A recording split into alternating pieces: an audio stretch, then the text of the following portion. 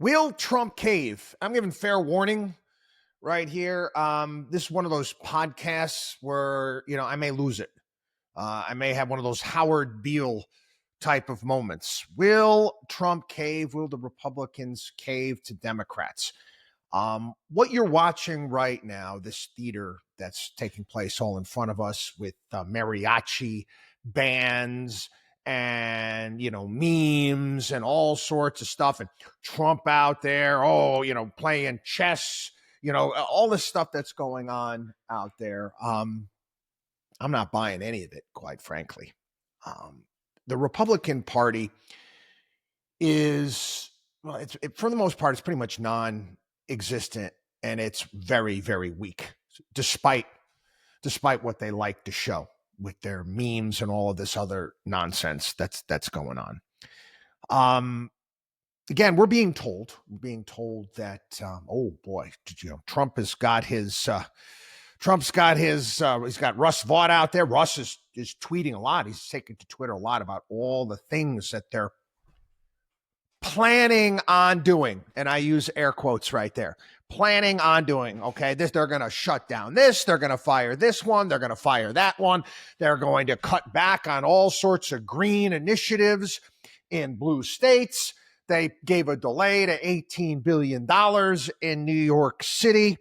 I'm going to say straight up, it's all bullshit. Mark my words. It's all bullshit. This is all for show right now. And Trump will allow all that spending, all of that. They're not going to make jobs cut. They're not going to do any of that. It's not going to happen. It's not. But then, they'll come to some agreement and they'll reopen the government. And, the folks on the Five and the other influencers out there just, oh, look at Trump. He's playing 5D chess. He's the ultimate negotiator. Yeah, he threatened the Democrats, all that stuff, and he got them to reopen the government. Okay. And again, this is just, quite frankly, just people with their religious belief in these people in Washington, D.C. Let me tell you how we are about to get royally screwed. Okay? I'll tell you how we're about to get royally screwed.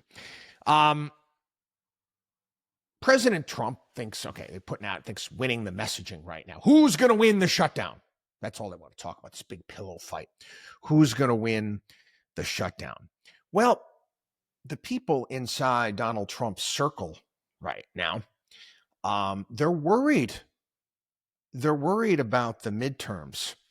They're worried that Republicans are going to take the blame for allowing the healthcare subsidies. Again, these were healthcare subsidies that were put into place in the Inflation Reduction Act, okay, that expired. These were enhanced Obamacare subsidies. Now, again, the Republican Party, which is supposed to be the party, some fiscally sane party out there, they're worried now that by taking away all of the extra free money that you're handing out, raising the cost, because that's all we hear everywhere. Oh my God, it's going to raise the cost for millions of Americans. Oh no, they're not going to get more government money. It's going to be terrible for the midterm elections. Oh, give me a freaking break. So right now inside the White House, and this makes me sick to my stomach, aides are discussing proposals to extend the enhanced subsidies for the Affordable Care Act, Obamacare. Yeah. Trump's not sure what he is going to do. Not sure what he's going to do. I'm betting that he's going to cave. He's going to cave. Maybe if he caves, maybe he'll get a few layoffs. Maybe he'll get rid of some sort of green initiatives here and there, and he will come out and declare victory. You're talking over $500 million $500 million. Again, Trump should be moving forward, actually trying to fix healthcare here in the United States. That's what he should be doing. We should be looking to repeal Obamacare and replace Obamacare, because that's the problem. The Republicans, they're out there trying to convince Americans about money going to illegals for healthcare subsidies. Now, how does this happen? It happens through emergency room services. A lot of my old lacrosse players that I coached way back when, they're all doctors, surgeons, various different things. They would tell me the stories. Some of the stories, entire families coming into the emergency room at 10, 11 o'clock at night, and we provide health care for them. That's just how it was. And this is going back prior to Obamacare. They were talking about that. But anyway, the issue right now is that ending the subsidies, and I'm going to get into subsidies in a bit, ending the subsidies is going to result in higher premiums for more than 20 million people. Of the 75 congressional districts where at least 10% of the population is enrolled in Obamacare, 62 are in, red-leaning Florida, Georgia, and Texas. More than half of the 62 districts in those states are represented by Republicans. Trump's pollster, Tony Fabrizio, issued a memo outlining the risks for Republicans for not acting. By broad bipartisan margins, voters want to see the tax credits extended rather than expire by the end of the year, whether in the context of premiums doubling or 5 million families losing their health insurance. More free shit. Why don't we throw free beer on top of it too? Now, J.D. Vance came out and said he'd be willing to negotiate on health care if Democrats voted to reopen the government. Yes, moderates are saying, well, we can extend the extension for another year so we can get past the midterms.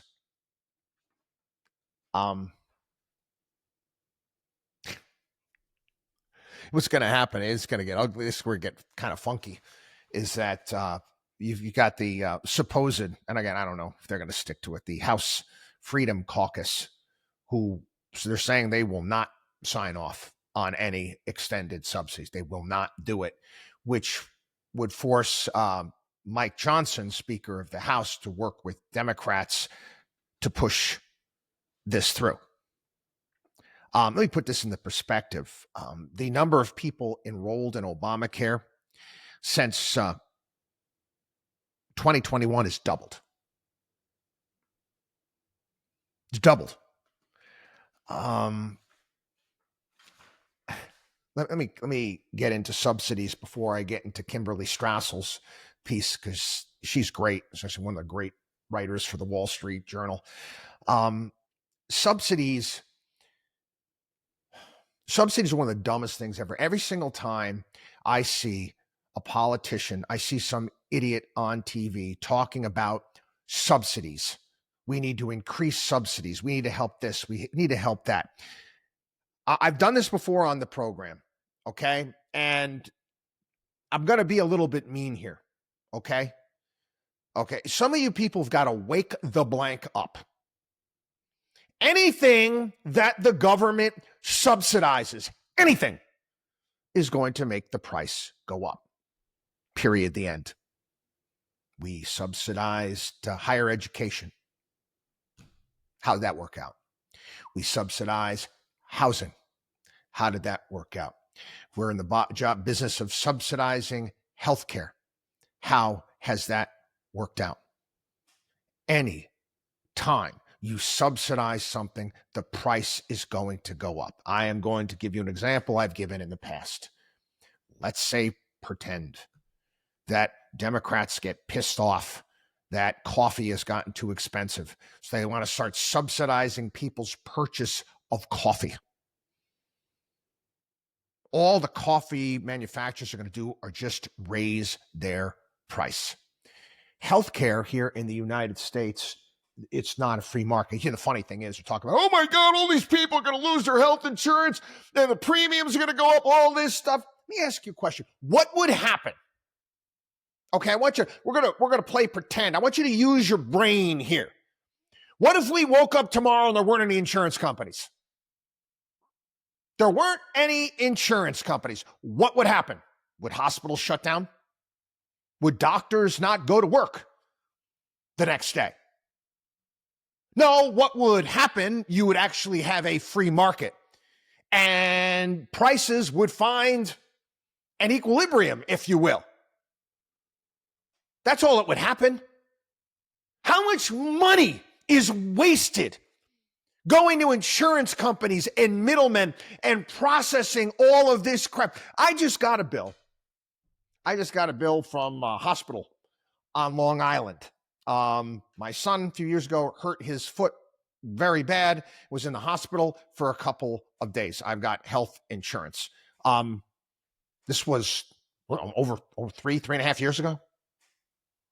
And I just got a bill. Oh, you owe this amount. Now I've got to go back and I got to check whether this is legit or not, or what hasn't been paid for. This is our healthcare system here in the United States. It's a freaking joke. It's a freaking joke, and this is by bloody design. You see what the Democrats are doing. They're going to lose their subsidies. People are going to lose this. They're going to lose that. This gives them power because they're giving people shit. And Republicans are going along with this. Shame on you, because you know what? They're all a bunch of kitty cats, the Republican Party. This makes me bloody irate. You are not willing to put the work in. You're not willing to go out there and explain to people, to teach how stupid this is. You're not willing to fix the system by blowing the whole damn thing up. Oh no, we want that. We're going to take the easy road. Okay? You get the whole Robert Frost, the road less traveled. The Republican Party doesn't take the road less traveled. They take the easiest path out. They want no discomfort at all. All they're concerned about is the midterms. If that's all you care about is the midterms, that's your most important thing, is getting reelected, you suck. You do. You suck.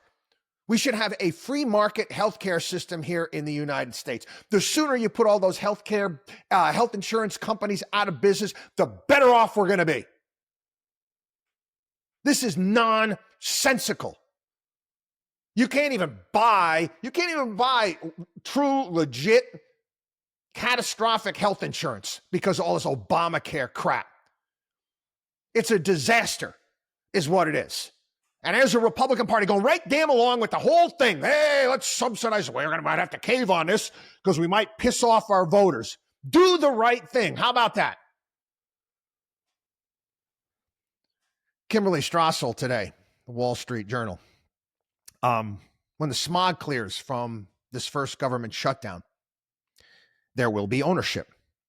Either a Chasten Democrat Party will own the embarrassment of a foolhardy closure, or, and this is what I'm telling you is going to happen, an outfoxed Republican Party will own the 15-year-old unreformed calamity known as Obamacare. Yeah. That's what they're going to make. Chuck Schumer wants $450 billion, wants to make permanent the enhanced Obamacare subsidies.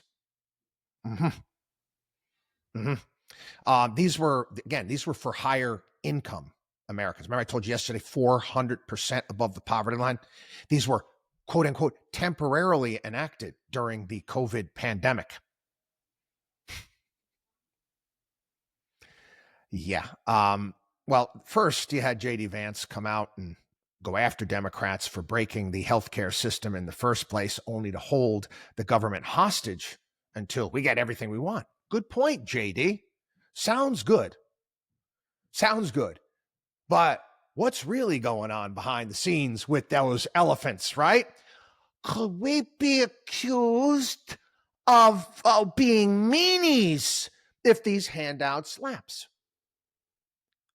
Why did Obamacare bailout ease our path to re-election next year? And what better excuse for spending that money than to cite the shutdown as good cause to hear out Democrats? Less than 24 hours after Vance was spot on, someone got to him, got his mind right. And again, shame on you, JD. Shame on you. He offered Democrats a shutdown off-ramp. Yep. Via a simple reversal of order. First, vote to reopen the government, then we'll give you everything we want.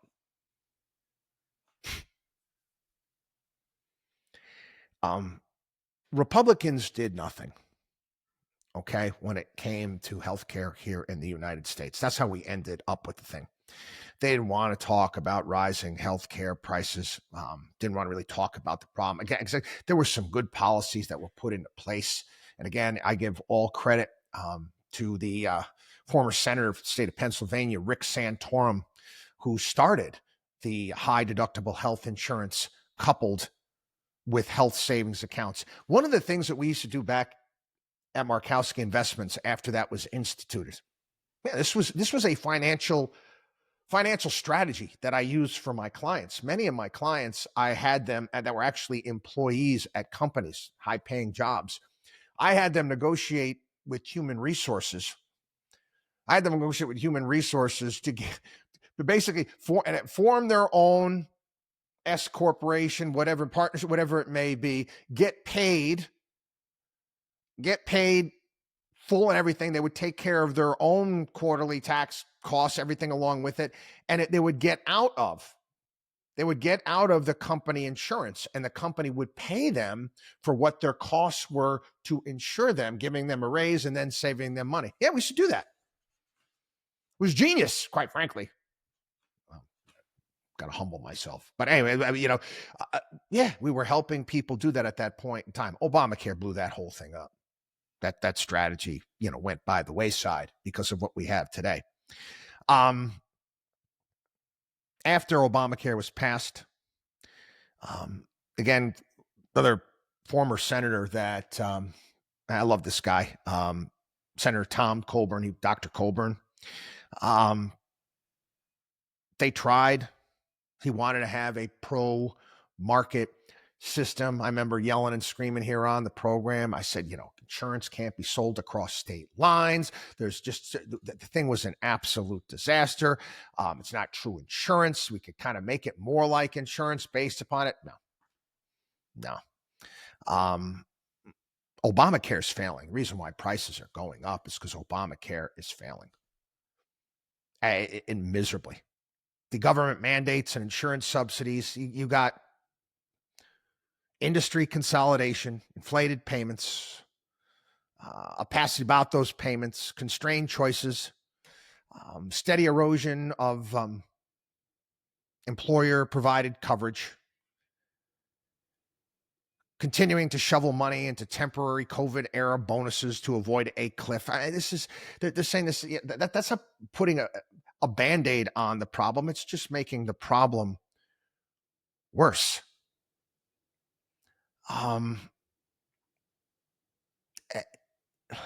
Why they quit? I mean, after the whole debacle with John McCain, and again, this is another example of Republicans not wanting to put the hard work in. And to this day, I'm sticking by this, that John McCain was the easiest person to send out there to vote down the repeal of Obamacare, because we already knew about the personal issues that he had with Donald Trump. And that's because Donald Trump, let's be honest, was, for lack of a better word, you know what, when it came to McCain. Like him, hate him, but to go after his military credentials and service was just plain stupid. Anyway, but I do believe that if McCain didn't give the thumbs down, it would have been somebody else, because Republicans didn't have anything. They didn't have anything. They didn't want to touch it. They didn't want to deal with it. In the same way we can go back to, 2005? 2005, when George W. Bush actually had a plan. Actually, This would have been great. He actually had a plan for Social Security and what he wanted to do and reforming it and private accounts and, all this stuff. And it was too difficult. According to Mitch McConnell, no, again, we were spending too much political capital in Iraq. And again, I'm not a politician, nor could I ever be. Okay. That's one thing. I don't compromise my belief system for anybody. I just won't do it. This is who you're dealing with right now. This is who you're dealing with right now. Again, I know this might upset some people out there, but I think more than likely, and I hope I'm wrong. Okay. I hope, how many times I come on and I predicted things here on the air, 25 years, radio show, TV, podcasts. How many times I predict things and I hope that I'm wrong. I wish I was wrong more often with this stuff, but I know who we're dealing with at this point in time. They're basically, in my opinion, they're working behind the scenes. So both the donkeys and the elephants can save face. Maybe we'll cut a couple green things here and there. Trump can put out some clever memes. He can, have his paid influencers put out what they want to put out. Democrats can do the same exact thing, and they can both declare victory. And we go further into debt, and we continue to be saddled with Obamacare and a healthcare system that is failing. And I've mentioned it here on the program. It's so bad. It's so bad. We might as well. We might just trash the entire thing. But I don't think, I think they want to extend it as long as they possibly can because so many people are getting fat and happy. Not doctors, not surgeons, not the people that actually deserve to make the money, but all the middlemen, all the insurance, all the bullshit on the in-between. They're making a fortune for crying out loud. I actually saw this the other day. They were showing me the coding for a Medicare appointment for a general practitioner there, a half an hour appointment, $48.